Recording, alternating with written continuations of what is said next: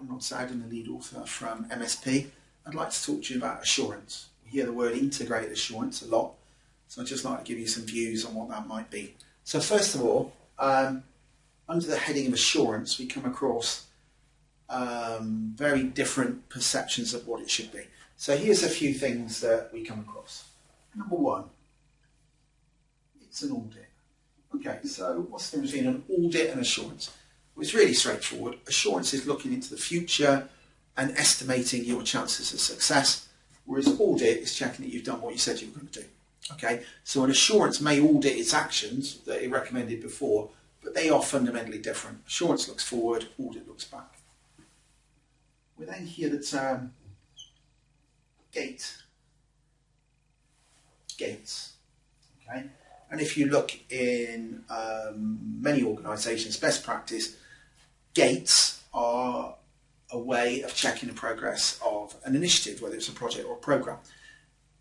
Actually, gates are something you go through, right? The whole idea of a gate is you have to open it, walk through and shut it. So it's not an assurance review. A gate is a decision point whether to go or not. And part of the reason this has got blurry is the government in the UK uses a thing called gateway, as does the Australian and New Zealand governments as well. Now, gateway is not a gate because it can't stop you.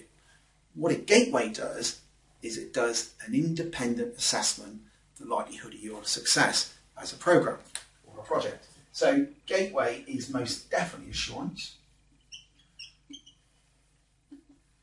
Gates are a stop-go decision.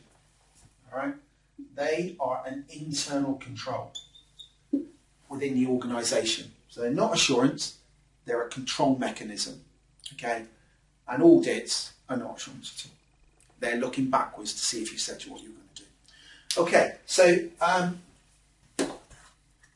one of the things that we hear a lot about is, you see these initials, IAAP, which stands for Integrated Assurance Plan. Okay? But we've yet to see an organisation that has any form of integrated assurance plan in which it brings together a variety of techniques to maximise the effect. Now, the idea of integrated assurance came out of the Olympics in London in 2012 when they were audited or assured by everybody and their dog.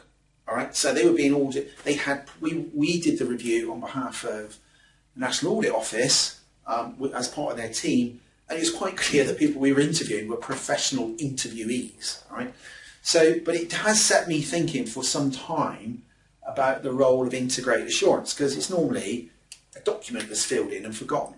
But we've been doing work with Network Rail in the last year or so, and suddenly the penny has dropped how to build integrated assurance together.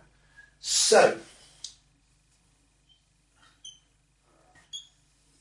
if we're looking at a programme or a project, it's likely chances of success. We have learnt that the areas covered by P3M3 are an important indicator of the likelihood of success. So if we look at level 1 maturity in P3M3, ad hoc,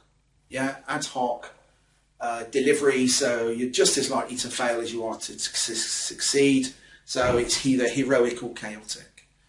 And therefore an organisation's maturity does affect the likelihood of success of most of its projects. So one of the areas that needs to be built into any integrated assurance is organisational capability.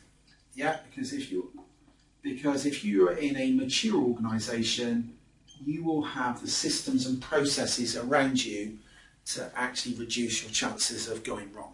Okay. Organisational capability. The next layer of control to reduce your chances of failure is gates. Okay, so an organisation, we know from the maturity modelling work that only level 3 organisations have effective stop-go gates. They're rare, Even the ones that claim to have it, they're more like kind of wavy gates, so programs go all the way through. Very few of them have the authority, the ability to stop a big project or program, even though it's clearly heading for doomsville. All right, so the next layer is gates, because you need, so your organizational capability is driving through the organization what you're good at and what you're not good at, and the gates therefore can check that the programs and projects are actually doing the right things. And then the third line of defense is independent review.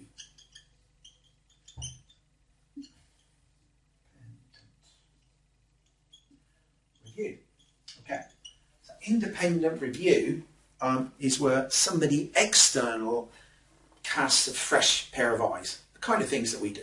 All right, so there's your three areas, and the reason they're written that way is because in the financial services sector, they have a thing called the 3 lines of defence. Okay, and it was this model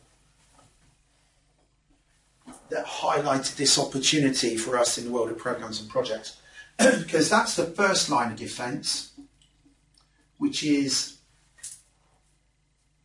the financial model says your processes and procedures and competency of staff are your first line of defence against failure. All right, and so what does P3M3 look at? All those things. So it's looking at your organisation's capability. Okay, so there's your first line of defence. Your second line of defence in the financial services model is internal governance and control.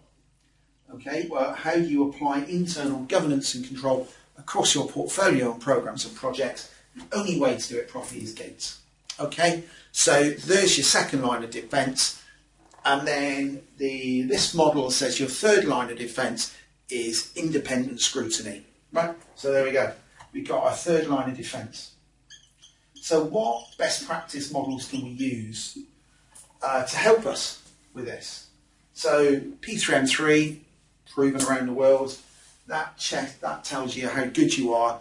Therefore, if you know you're at a low level of maturity, the level of risk for each of your projects and programs is higher. All right, second line of defence, gates. Very good model for this was something that's called DECA, which was developed by the National Audit Office, which actually said these are the characteristics of programs and projects that will fail. These are things that are consistently missing. So if you use DECA as your gate model, then you're actually heading off things that pass. All right. And third line of defence, common model for that, the old OGC gateway, or whatever it's called. Yeah, the old gateway model works really well there. All right. So here's the trick where it really comes together. If you have a P3M3 assessment that says you're, what should we go for? Good at risk, all right? I guarantee that when you come here, if you've got organisational maturity that's say at level 3 in risk, that means most of the people in your organisation are competent at risk, all right? Whereas, should we go for, say your organisational maturity is low at benefits, that generally means people won't be that comfortable with benefits. Okay, so they might all kind of talk about it, but they're not that comfortable or competent. So when we get to here, if we're good at risk up there, right, guess what the first question is going to be again? I bet they ask you about risk. Well, actually, what they should be asking you about is benefits. Yeah, because the chances are that your program or projects can be weaker at benefits. So you should start by asking about benefits, not start by asking about what you're good at. All right? So you can start to see how threads can come through here now. Threads, not threads. All right? So benefits, if we're weak here, it should be top of the control level at the gate review, and also the independent review should have it high on its list. Whereas if you're good at risk, you can have a reasonable level of confidence when you get to here, and you can have a reasonable level of confidence here. But part of the reason you're mature at risk is because if you have got gates or something, they're driving around stopping failure at risk, and the independent reviews keep coming back and saying you're better at risk, and so therefore your actual overall maturity is higher. So I think this model, for the first time, we can see a system that actually helps to make integrated assurance work. And only the most forward-thinking organisations are getting this at the moment. Yeah, whatever the things that you ask in your P3Ms, your underpinning P3M3 assessment is the foundation for your integrated assurance. It's not a scorecard. It's not a thing to brag about with your mates in the pub from the other government departments or other companies. It's about the basis for your integrated assurance. Okay? All right? Well, I hope that's proved useful to you, my little rant on assurance. If you need any help, please let us know.